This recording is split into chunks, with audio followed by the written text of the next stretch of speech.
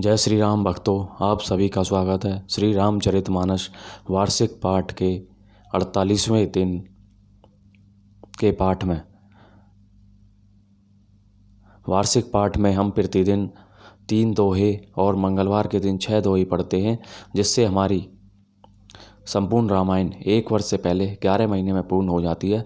जिन भक्तजनों पे समय का अभाव रहता है वे प्रतिदिन 3 दोहे पढ़कर अपना जीवन सफल बना सकते हैं, अपना कल्याण कर सकते हैं, श्री रामचंद्र प्रभु की कृपा दृष्टि पा सकते हैं। श्री रामचरितमानस का पाठ करने से पहले हम सभी देव देवताओं का आह्वान करते हैं कि वे भी हमारी श्री रामचरितमानस में सम्मिलित हों और हमें अपना आशीर्वाद प्रदान करें।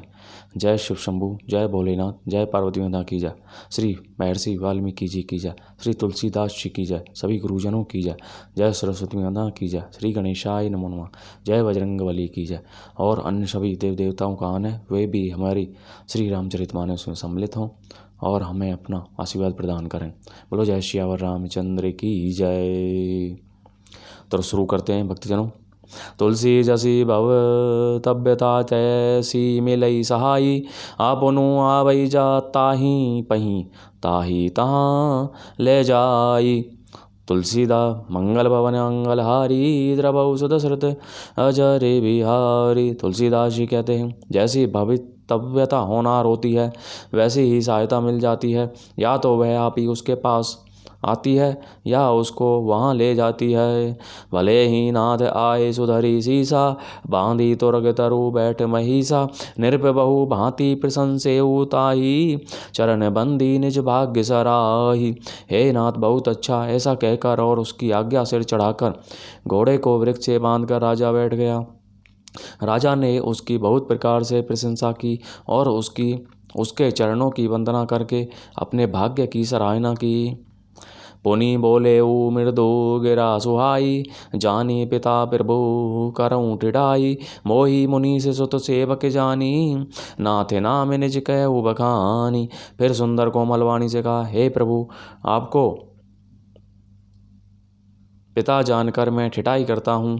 हे मुनीश्वर मुझे अपना पुत्र और सेवक जानकर अपना नाम धाम विस्तार से बतलाइए। ते ही ने जान नृप ही सो जाना, भूप सुहृद सो कपट सयाना। बैरी पुनि छत्र पुनि राजा, छल बल की ने चै निज काजा। राजा ने उसको नहीं पहचाना पर वह राजा को पहचान गया था। राजा तो शुद्ध हृदय था और वह कपट करने में चतुर था। एक तो वैरी, फिर जाति का क्षत्रिय, फिर राजा, वह छल बल से अपना काम बनाना चाहता था। समुझी राज सुख दुखित आराती, अवा अनल एव सोले गई छाती। सरल बचन नृपिके सुनिकाना, बयर संभारी हृदय हर्षाना। वह शत्रु अपने राज्य सुख को समझ करके सिमरन करके दुखी था। उसकी छाती कुम्हार के आवे की आग की तरह भीतर ही भीतर सुलग रही थी। राजा के सरल वचन कान से सुनकर अपने बैर को याद कर वह हृदय में हर्षित हुआ। कपट बोरी वाणी मृदुल बोले ऊ जुगति समेत, नाम हमारे भिखारी अब निर्धन रहित निकेत। मंगल भवन अमंगल हारी, द्रवौ सुदशरथ अजर बिहारी। वह कपट में डुबोकर बड़ी युक्ति के साथ कोमल वाणी बोला, अब हमारा नाम भिखारी है क्योंकि हम निर्धन और अनिकेत घर द्वारहीन हैं। कह नृपजय विज्ञान निधाना, तुम्हें सरीखे गलत अभिमाना। सदा रही अप अन पौ दोराए, सभी विधि कुशल कुबे से बनाए। राजा ने कहा, जो आपके सदृश विज्ञान के निधान और सर्वथा अभिमान रहित होते हैं वे अपने स्वरूप को सदा छिपाए रहते हैं, क्योंकि कुबेश बनाकर रहने में ही सब तरह का कल्याण है।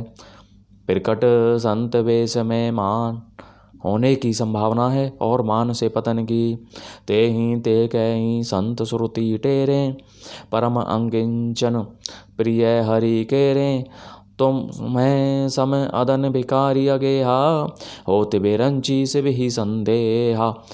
इसी से तो संत और वेद पुकार कर कहते हैं कि परम अकिंचन, सर्वथा अहंकार, ममता और मानव रहित ही भगवान को प्रिय होते हैं।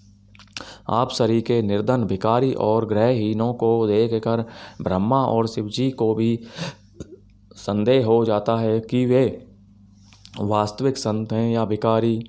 जोशी सोशी तब चरण नमामि, मोह पर कृपा करिए अब स्वामी। सहज प्रीति भूपति के देखी, आपू विश्य विश्वास विशेषी। आप जो हों सो हों, अर्थात जो कोई भी हों, मैं आपके चरणों में नमस्कार करता हूँ। हे स्वामी, अब मुझ पर कृपा कीजिए। अपने ऊपर राजा की स्वाभाविक प्रवृत्ति और अपने विषय में उसका अधिक विश्वास देख कर सब प्रकार राज ही अपनाई, बोले अधिक सने जनाई। सुनु सती भाऊ कहूँ महिपाला, यहाँ बसत बीते बहु काला। सब प्रकार से राजा को अपने वश में करके अधिक स्नेह दिखाता हुआ वह कपट तपस्वी बोला, हे राजन सुनो, मैं तुमसे सत्य कहता हूँ, मुझे यहाँ रहते बहुत समय बीत गया। अब लगी मोही न मिले को, मैंने जनाबों का हो। लोक मान्यता अनल सम कर, तप कानन दाहो। मंगल भवन मंगल हारी, द्रवौ सुदशरथ अजर बिहारी। अब तक न तो कोई मुझसे मिला और न मैं अपने को किसी पर पिटकर करता हूँ, क्योंकि लोक में प्रतिष्ठा अग्नि के समान है, जो तप रूपी वन को भस्म कर डालती है। तुलसी देखी सुबेसु भूल ही मूढ़ चतुर नर, सुंदर के की ही पेको वचन सुधा समय असन अहि। मंगल भवनीय मंगल हारी, द्रवौ सुदशरथ अजर बिहारी। तुलसीदास जी कहते हैं, सुंदर वेश देखकर मूढ़ नहीं, मूढ़ तो मूढ़ ही हैं। चतुर मनुष्य भी धोखा खा जाते हैं। सुंदर मोर को देखो, उसका वचन तो अमृत के समान है और आहार सांप का है। तातें गुप्त रहूँ जग माही, हरि तजी के में भी प्रयोजन नाही। प्रभु जानत सब बिन ही जनाए, कहू कभी नहीं सिद्धि लोक रिझाए। कपट तपस्वी ने कहा, इसी से मैं जगत में छिपकर रहता हूँ, श्री हरि को छोड़कर किसी से कुछ भी प्रयोजन नहीं रखता। प्रभु तो बिना जनाए ही सब जानते हैं, फिर कहो संसार को रिझाने से क्या सिद्धि मिलेगी। तो मैं सोची सुमति परम प्रिय मोरे, प्रीति प्रीति मोही पर तोरे। अब जाऊँ तात दोरावूँ तो ही, दारुण दोष घटई अति मोही। तुम पवित्र और सुंदर बुद्धि वाले हो, इससे मुझे बहुत ही प्यारे हो, और तुम्हारी भी मुझ पर प्रीति और विश्वास है। हे तात, अब यदि मैं तुमसे कुछ छिपाता हूँ तो मुझे बहुत ही भयानक दोष लगेगा।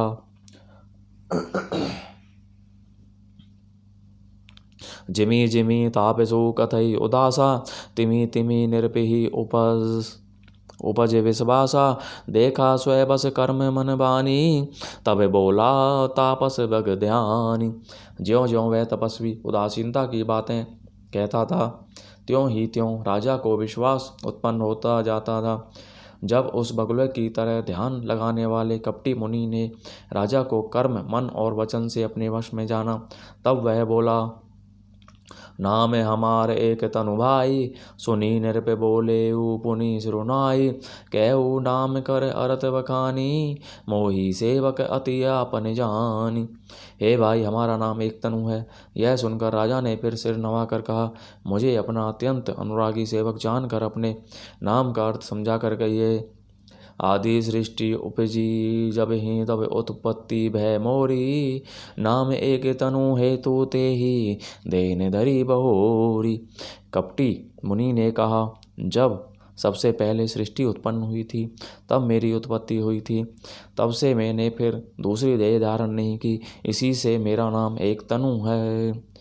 मंगल भवनीय मंगल हारी, द्रवौ सुदशरथ अजर बिहारी। तो इस प्रकार भक्तजनों, आज की कथा का विराम यहीं पर होता है। तो आज की कथा में हमने प्रताप भानु की कथा में जाना कि वह अपने शत्रु राजा के जाल में फंस जाता है, जो कि झूठ मूठ का मुनि बनकर वन में रहता है और कपट से राजा को अपने वश में कर लेता है। बोलो जय श्री रामचंद्र की जय।